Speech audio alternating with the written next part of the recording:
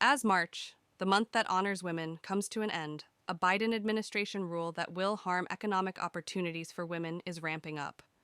Seems counterintuitive, doesn't it?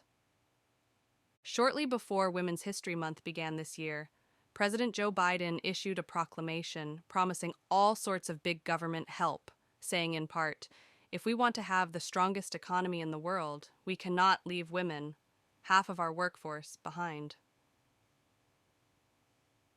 On its face, that sounds fine. I'd even agree, if Biden's actions weren't doing the exact opposite.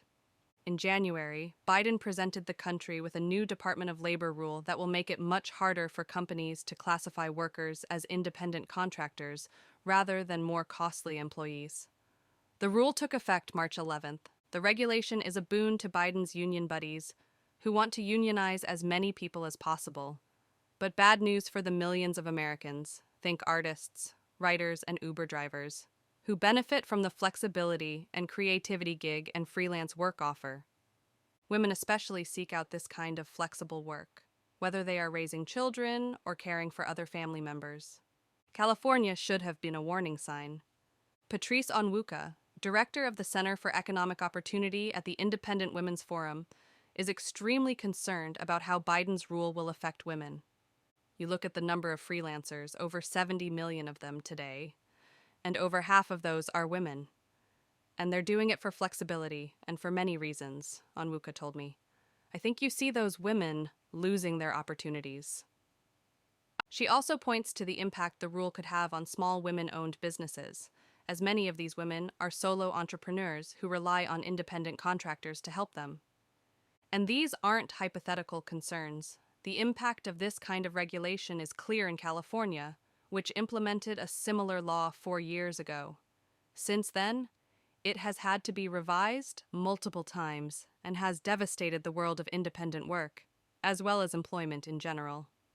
Jennifer Oliver O'Connell, a visiting fellow at the Independent Women's Forum, is a small business owner and independent contractor who learned firsthand about how government intrusion into this realm is harmful. When California's law took effect, her identity as a writer, reinvention coach, and yoga instructor was upended, she observed recently in The Hill.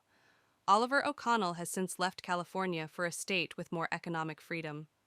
Now, however, she's worried that Biden's new rule will make it impossible to escape the restrictions on work she loves.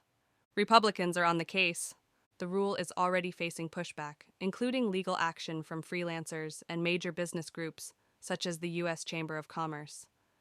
And Republicans in Congress are harnessing the Congressional Review Act in an attempt to overturn the measure. California Rep. Sir Kevin Kiley introduced the resolution this month with more than 50 co-sponsors, and the House Workforce Committee last week approved the rule's repeal. Unfortunately, even if both the full House and Senate sign off, Biden has the opportunity to veto it, which he surely would. And overriding a veto would take majorities in both chambers that aren't currently feasible.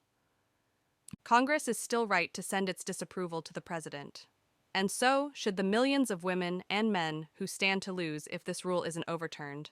If Biden really cares about women and the economy, he'll rethink this misguided mandate.